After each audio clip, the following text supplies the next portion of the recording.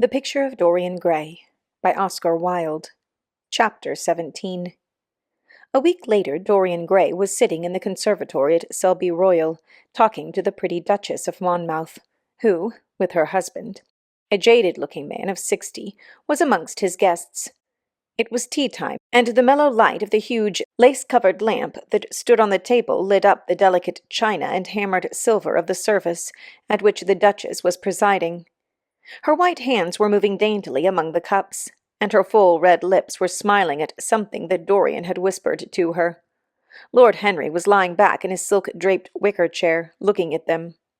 On a peach-coloured divan sat Lady Narborough, pretending to listen to the Duke's description of the last Brazilian beetle that he had added to his collection.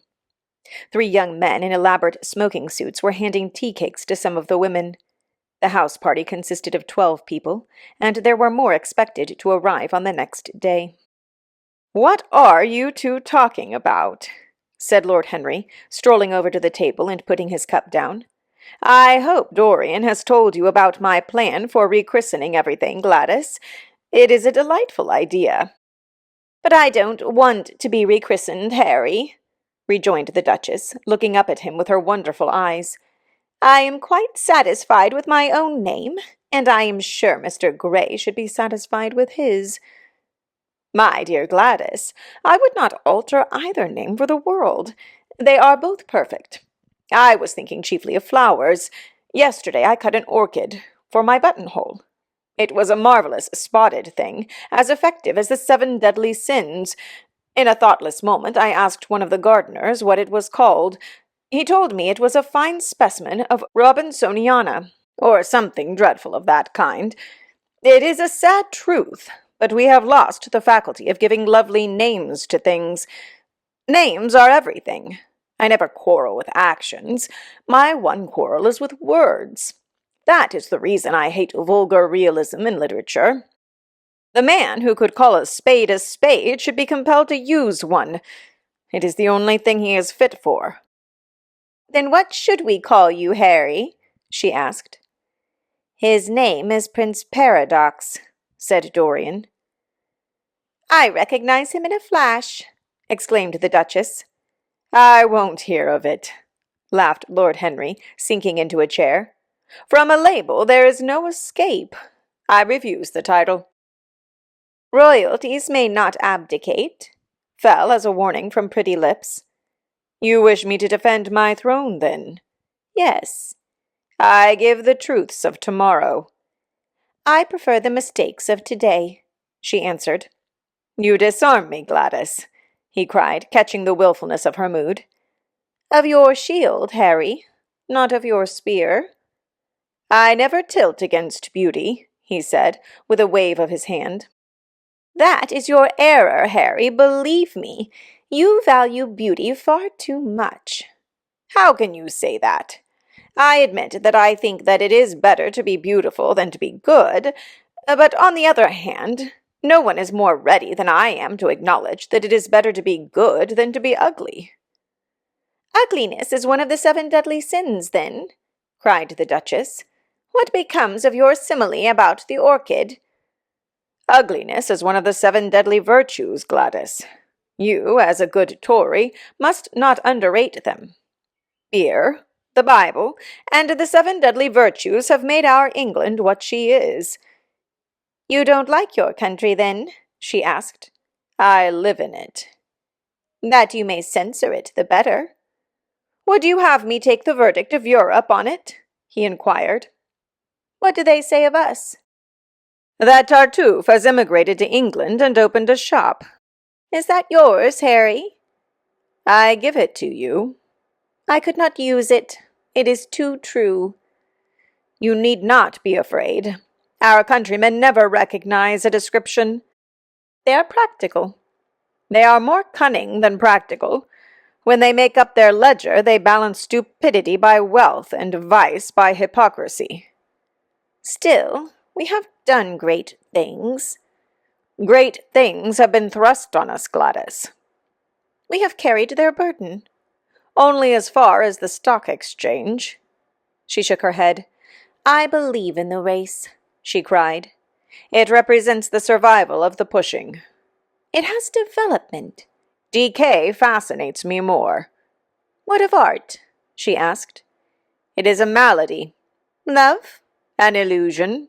Religion? The fashionable substitute for belief. You are a skeptic. Never. Skepticism is the beginning of faith. What are you? To define is to limit. Give me a clue. Threads snap. You would lose your way in the labyrinth. You bewilder me. Let us talk of someone else. Our host is a delightful topic. Years ago he was christened Prince Charming. Ah, don't remind me of that, cried Dorian Gray. Our host is rather horrid this evening, answered the Duchess, coloring. I believe he thinks that Monmouth married me on purely scientific principles as the best specimen he could find of a modern butterfly. Well, I hope he won't stick pins into you, Duchess, laughed Dorian.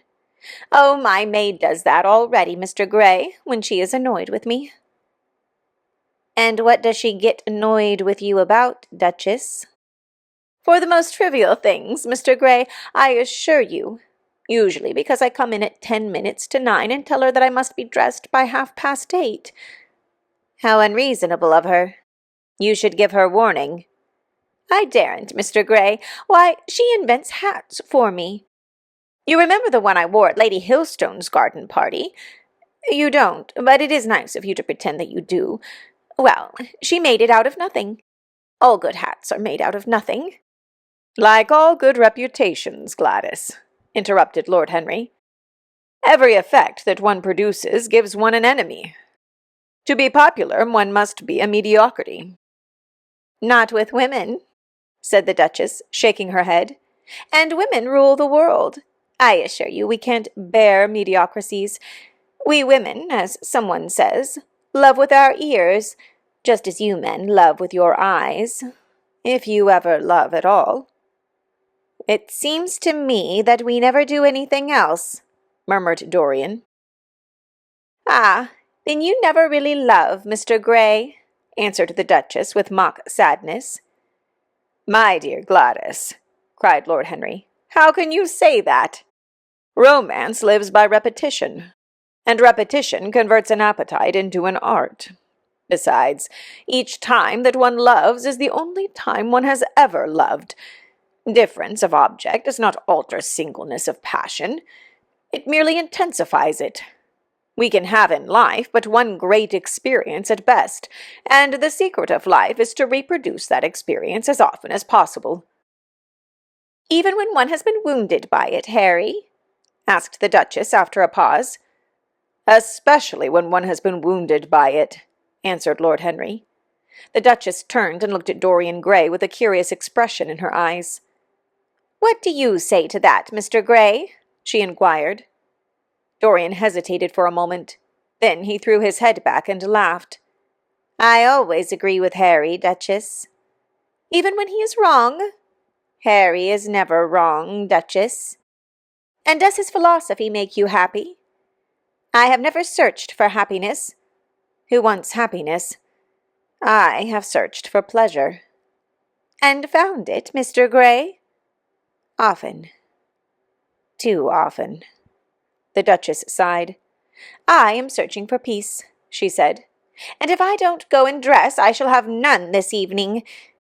Let me get you some orchids, Duchess, cried Dorian, starting to his feet and walking down the conservatory. You are flirting disgracefully with him, said Lord Henry to his cousin. You had better take care. He is very fascinating. If he were not, there would be no battle. Greek meets Greek, then. I am on the side of the Trojans. They fought for a woman. They were defeated. There are worse things than capture, she answered. You gallop with a loose rein. Pace gives life, was the riposte. I shall write it in my diary tonight. What? That a burnt child loves the fire. I am not even singed. My wings are untouched. You use them for everything except flight. Courage has passed from men to women. It is a new experience for us." "You have a rival." "Who?" He laughed. "Lady Narborough," he whispered. "She perfectly adores him." "You fill me with apprehension. The appeal to antiquity is fatal to us who are romanticists." "Romanticists? You have all the methods of science." "Men have educated us." "But not explained you." "Describe us as a sex," was her challenge. "Sphinxes without secrets." She looked at him, smiling. "How long Mr. Gray is," she said. "Let us go and help him. I have not yet told him the color of my frock." "Ah, you must suit your frock to his flowers, Gladys." "That would be a premature surrender." "Romantic art begins with its climax." "I must keep an opportunity for retreat." "In the Parthian manner?" "They found safety in the desert." "I could not do that." "Women are not always allowed a choice," he answered, but hardly had he finished the sentence before, from the far end of the conservatory, came a stifled groan, followed by the dull sound of a heavy fall. Everyone started up. The Duchess stood motionless in horror, and with fear in his eyes Lord Henry rushed through the flapping palms to find Dorian Gray lying face downwards on the tiled floor, in a death-like swoon. He was carried at once into the blue drawing-room and laid upon one of the sofas. After a short time he came to himself and looked round with a dazed expression. "What has happened?" he asked. "Oh, I remember. Am I safe here, Harry?" He began to tremble. "My dear Dorian," answered Lord Henry, "you merely fainted. That was all. You must have overtired yourself. You had better not come down to dinner. I will take your place." "No, I will come down," he said, struggling to his feet. "I would rather come down. I must not be alone." He went to his room and dressed. There was a wild recklessness of gaiety in his manner as he sat at the table, but now and then a thrill of terror ran through him when he remembered that, pressed against the window of the conservatory, like a white handkerchief, he had seen the face of James Vane watching him.